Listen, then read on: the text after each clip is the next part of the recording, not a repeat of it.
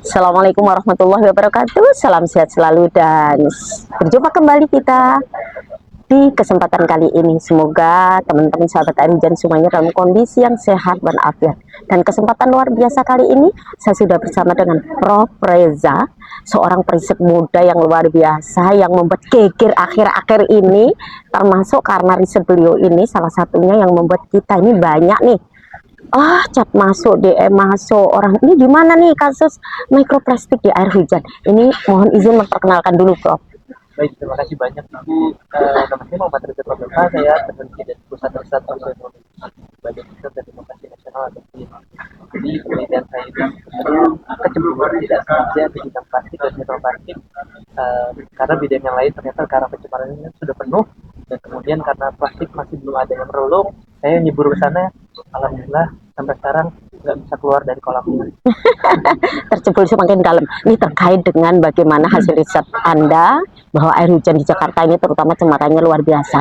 Nah, ini yang paling ingin kami tahu salah satunya bagaimana model penampilan sampelnya dan sebagainya. Jadi sebenarnya yang kami lakukan itu adalah penelitian untuk melihat bagaimana keterkaitan mikroplastik antara daerah dan laut. Nanti di titik khususnya Jakarta Utara. Kami itu kami lakukan 12 bulan, jadi kami menempatkan perangkap hujan rooftop kantor kami, ketinggian dari kurang lebih 28 meter. Itu kami mengambil sampelnya selama 1 hari. Sampel itu ketika sudah terperangkap, sebenarnya terlepas ada air hujan atau tidak ada air hujan, karena dia bisa merangkap perangkap hujan yang kami modifikasi sebenarnya untuk perangkap debu dan lain-lain. Ketika sudah ada di sana, itu kami ambil, kita bisa jelas menggunakan ultraviolet water, kemudian kita ambil sampel secara keseluruhan, kemudian kita ekstrak. Ada proses yang dilakukan untuk memastikan proses ekstraksi tersebut betul-betul plastik atau tidak. Kemudian dari situ barulah kita dapatkan hasil plastik. Oh, ini ternyata ini plastik. Jumlahnya itu setelah 12 bulan antara 3 sampai 40 partikel meter persegi per hari, dan rata-rata 15 partikel meter persegi per hari. Jadi kalau kita bayangkan ada rumah dengan luas 1000 meter atau gedung 1000 meter, itu bisa dijatuhi dalam tanda petik mikroplastik sebanyak 15.000 partikel per hari. Nah, tapi sebenarnya itu nggak cuma stay di situ, bisa jadi besok terbang lagi, bisa balik lagi. Nah, ini terkait yang jadi sampling itu ada Jakarta Utara, kita tahu sendiri ya betapa tumpukannya luar biasa. Nah, ini jangkauan ketika dia tertiup angin dan sebagainya, dan bagaimana ini dengan potensi-potensi di daerah lain di Jakarta gitu. Sebenarnya kalau di Indonesia ini mungkin saya bukan 100% ahli dengan atmosfer, pengetahuan saya wilayah cuaca dan angin yang ada di Indonesia itu cenderung regional. Ketika terbentuk, kita tidak bisa berbicara Jakarta hanya Jakarta saja, tetapi Jakarta regional secara ekologi, baik itu secara Jabodetabeknya kah, atau bahkan ada sebelah ke arah Banten, sebelah ke arah Jawa Barat, sampai bahkan sampai Pulau Jawa. Sebenarnya proses pembentukan hujan ketika ada di sana, hujan itu sebenarnya nggak bahaya, tapi justru yang bahaya adalah polutan dari mikroplastik tersebar, karena kan dia sangat ringan, udara, kemudian airnya terbersihkan oleh air hujan, airnya bersih ke bawah, dan itu yang menyebabkan mikroplastik itu terkandung pada air. Oh, berarti nih sebetulnya air hujannya itu pada dasarnya baik gitu ya? Pada dasarnya baik. Artinya kan bahwa ada potensi bahwa air hujan ini bisa tetap terjaga bahasanya higienisnya gitu.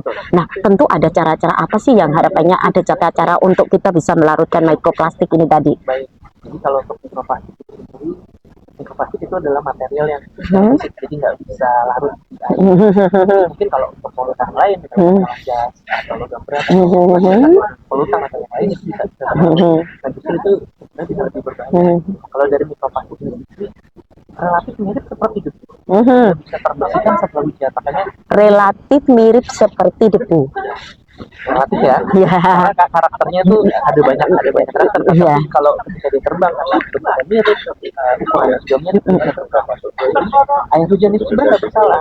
Air hujan itu berkah kan, ketika sudah turun dari awan, dari langit, harusnya itu airnya kita mendapatkan air yang bersih. Tapi sayangnya kan kita sebagai manusia terkadang lupa kalau kita itu memproduksi sesuatu material, sesuatu barang yang malah bisa mencemar.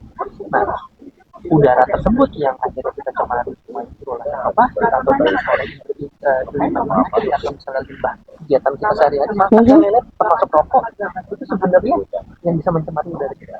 Padahal itu hak kita loh sebenarnya udara bersih itu. Oke, ini terkait bahwa cemaran mikroplastik itu ada di udara. Nah, ketika hujan itu turun dari atas, apakah mampu hujan yang turun deras misalnya dia untuk melarutkan polutan-polutan ini gitu? Kalau melarutkan sebenarnya tidak 100% larut. Oke. Mengembalikan gitu, mengendapkan ke tanah, ke bumi. Nggak melayang-layang lah. Tidak melayang. Jadi sebenarnya itu kayak menyadarkan perbuatan manusia, kamu kembali lagi ke bumi, kamu kembali lagi ke tanah. Kasarnya seperti itu. Cuman ketika sudah bersih, polutannya kan ada di tanah. Yang jadi masalah berikutnya adalah polutannya pindah ke tanah. Nah, ini problemnya begini, karena hasil kajian bahwa air hujan di Jakarta mengandung mikroplastik. Dan judul itu menarik sekali ketika media itu bikin satu judul yang kemudian membuat kita terpekak gitu. Ya, padahal yang dimaksud dengan Prof itu kan seperti tadi dijelaskan gitu. Artinya kan air hujan ini tetap kondisinya baik-baik saja gitu.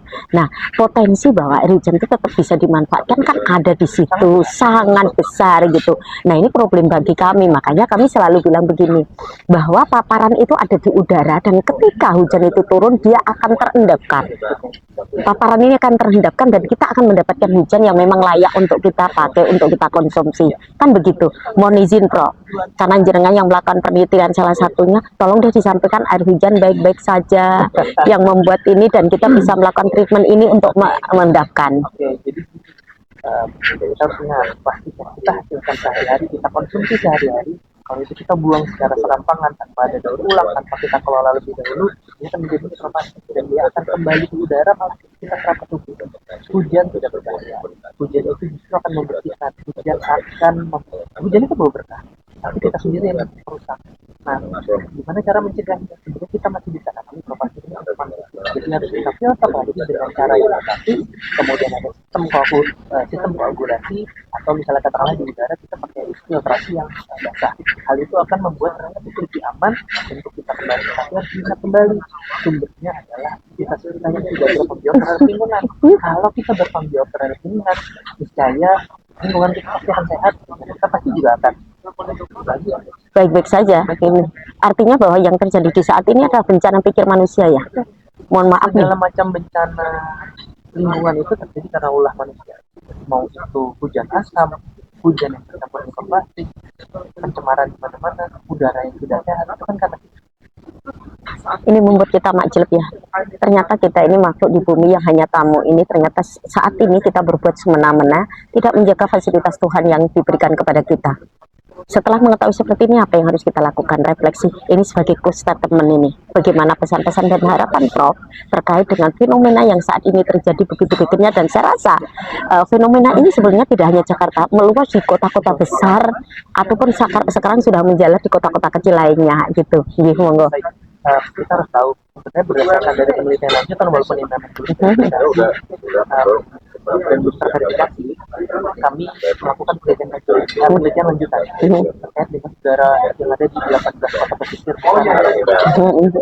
grupnya seluruhnya mengandung mikroplastik. Jumlahnya kami masih belum bisa memastikan tapi yang jelas kita adalah penduduk paling besar sedunia. Buat saya Indonesia itu bagikan representasi dunia. Orang yang matanya sipit, matanya lebar, ada semua, keriting, rambutnya lurus, kulit putih, kulit hitam, semua ada. 70% air yang ada di Indonesia, bahkan 70% yang ada di dunia, itu mewakili. Kalau representasi kita seperti itu, akan sempat suatu ke depan. Kalau kita tidak mengolah sesuatu yang kita hasilkan tiap hari, kemudian kita serampangan, buang sampah sembarangan, buang limbah sembarangan, nanti kita mendapatkan kehidupan yang baik. Mungkin nggak sekarang, nggak setahun, nggak 2 tahun, nggak 3 tahun, tapi yang menerima adalah generasi yang datang. Jadi apakah kita mau mewarisi generasi kita dengan sesuatu yang buruk, kamu yang baik? Itu sekarang tergantung dari tajam banget. Artinya bicara tentang lingkungan saat itu adalah bicara tentang peradaban. Yuk kita bareng-bareng introspeksi diri bahwa apa yang kita lakukan akan berdampak kepada kita sendiri lagi. Dan yang lebih parah lagi kalau hanya dampak itu kembali ke kita. Tapi kalau sampai ke generasi penerus kita, saya nggak bisa ngomong apapun. Tapi mulai dari detik ini, dimulai dari diri sendiri untuk merubah diri menjadi lebih baik, dimulai dari pikiran, untuk kita jauh ke depan menjaga fasilitas Tuhan ini, terutama dalam menjaga lingkungan kita, toh nanti kembalinya kepada kita. Terima kasih Prof, kesempatannya luar biasa. Semoga pertemuan ini nanti menjadikan salah satu pencerah yang bisa dipahami banyak masyarakat kita dan menyadarkan kita bersama. Terima kasih atas kebersamaan. Assalamualaikum warahmatullahi wabarakatuh dan salam air hujan.